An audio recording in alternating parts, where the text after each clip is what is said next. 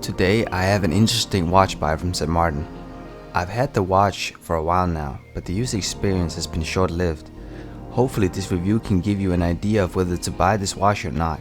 Maybe you will notice what the "but" in the video title is referring to. If you have any experience with the watch, or any other watch for that matter, feel free to leave a comment in the comment section. Let's get started with the review. The crown and clasp are signed, which is a big deal for many. It's not a be-all and end-all for me, but I do agree to a certain extent. It gives a professional touch. The St. Martin V2 is spec'd out to say the least. The case size is 37mm, so a bit bigger than the industry standard of 36mm. The glass is domed sapphire, which will be scratch resistant, and the domed glass gives the watch a luxurious and a vintage feel. The thickness is only 11.3mm, which is including the domed sapphire, so it's very thin.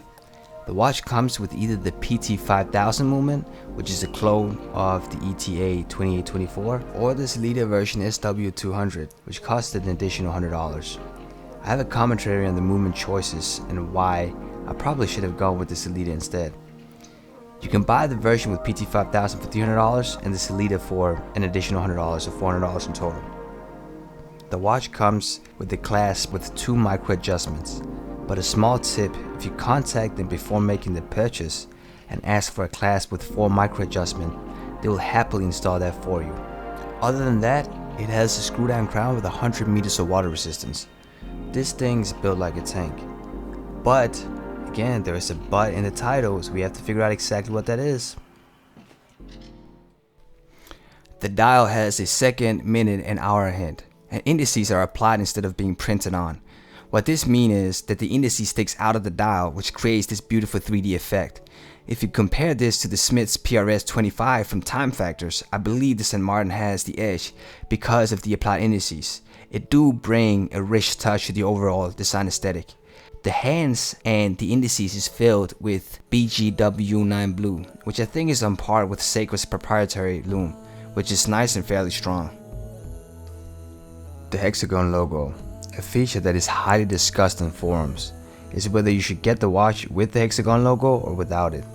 And after thorough and strenuous consideration, I've come to the conclusion that you really should just get what you want. I think the hexagon logo looks nice and rich, but I can also understand people who think that an applied hexagon logo at that size that takes up that much space might be a bit intrusive. Each on their own, I guess. Build quality and design. The case has a satinized finish with beveled edges. The sides are highly polished, and I must say that the lines on the brushed finish is beautifully parallel. The bracelet is comfortable and has a nice satinized finish as well. It has screws as pins you can screw out, which is pretty manageable if you want to resize the bracelet. The bracelet with the watch fits, I would say, a wrist size of plus 27 centimeters or around the 8.5 inches. What are some of the shortcomings of the watch? The first one is a preference. They made it with a matte black dial.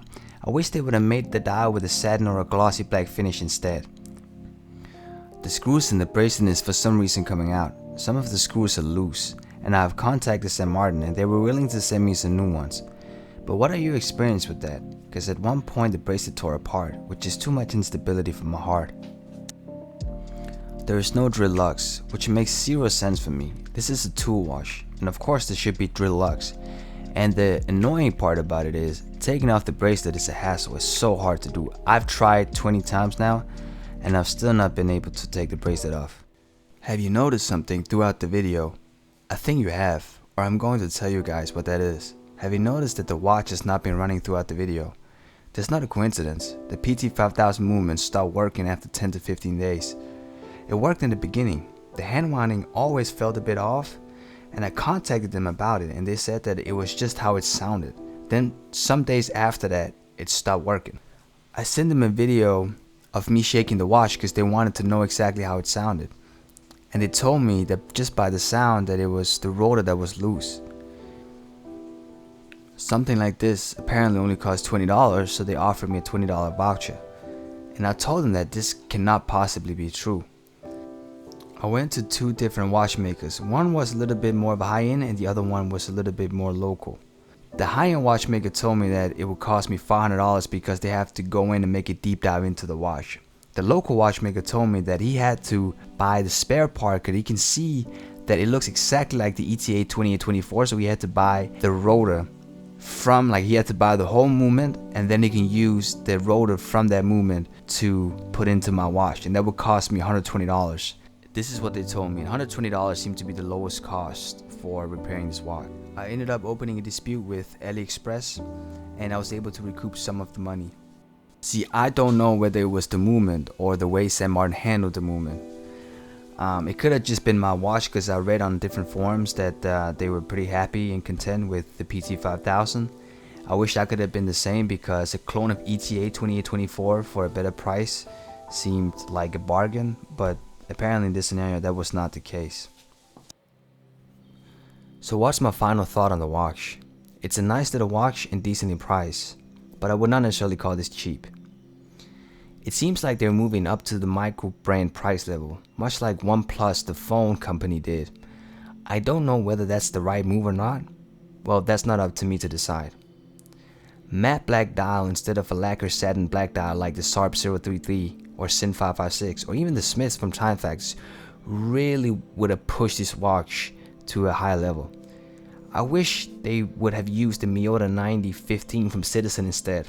It's a proven movement and I have some great experiences with it.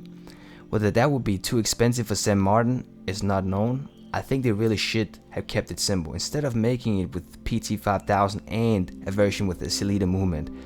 Just keep it in the middle and make it with the 9015 from Miyota and a full black dial around 350 USD. I think it would have been a home run.